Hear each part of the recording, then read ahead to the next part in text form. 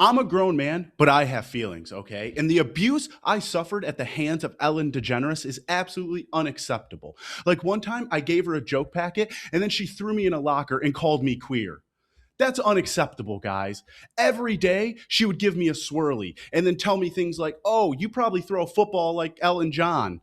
That's not right, guys. Like one time, like like it's hard for me to talk about, guys. Breathe, breathe, breathe, like the English teacher who's now a therapist told you to do. Breathe. Okay. One time, she made me paint my dick like Lightning McQueen from Disney's Cars, and then she made me do helicopter dick while saying "ka-chow, ka-chow."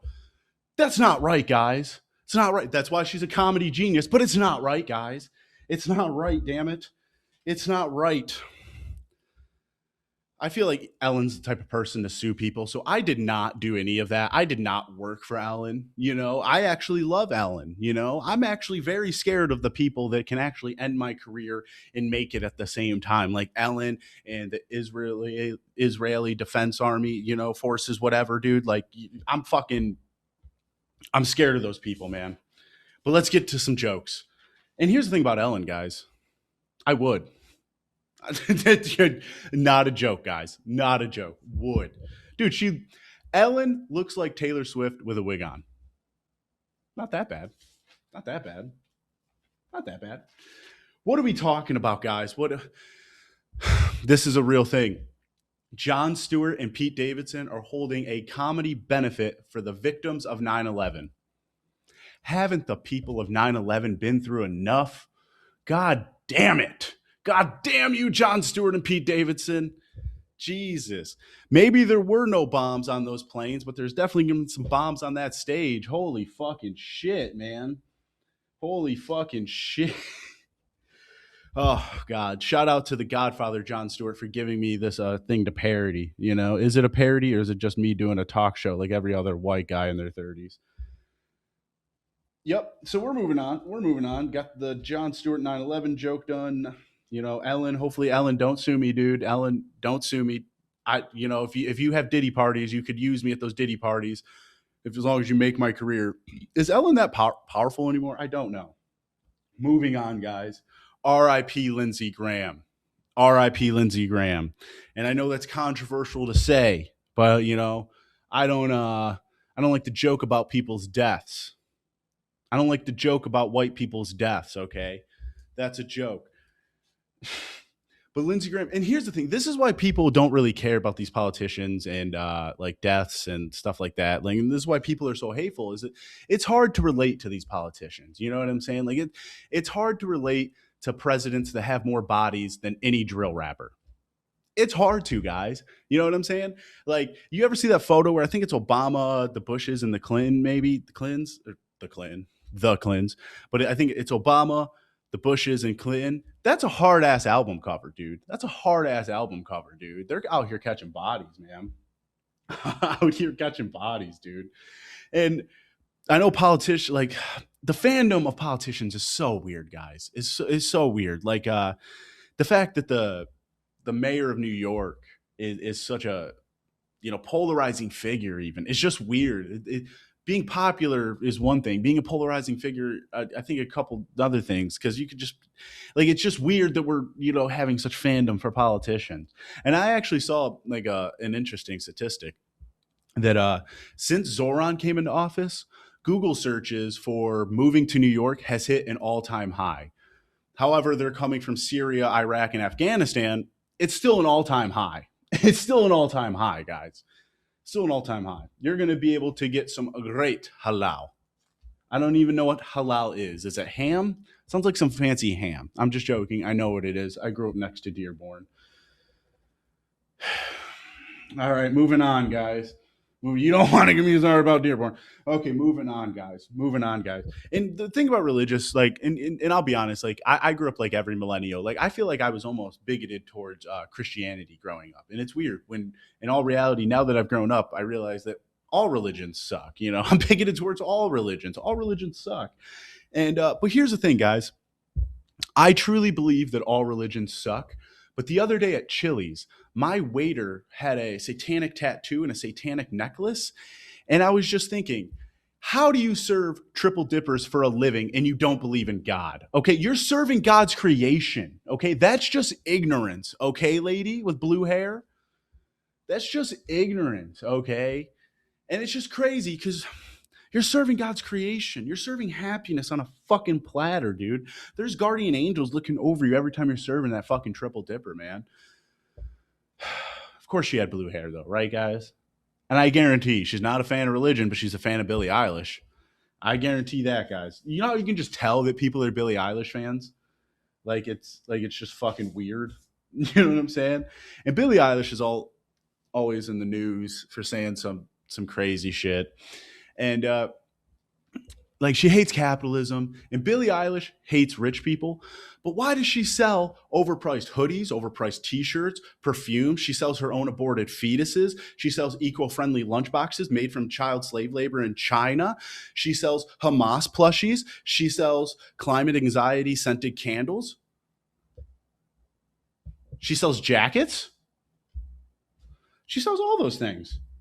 You know, great money. You know, can't buy her underwear yet, guys. I know what you're saying, dude. I know what you're thinking, dude. When she has that fall off from giving too much of her money, dude, we're gonna be sniffing away. That's how I'm gonna smell Billie Eilish's panties.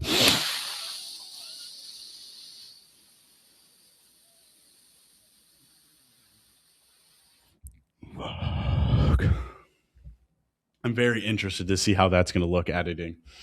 That's something that might be getting cut. These I have to do a shorter episode because of Adobe messing up because I used the 2023 Premiere Pro instead of 2026 because I don't like changes. That's why I'm a conservative. I don't like change. I don't like when you make my taskbar on the other side. I don't like Indians at my swimming pool. I don't like change, and that's why I'm a conservative.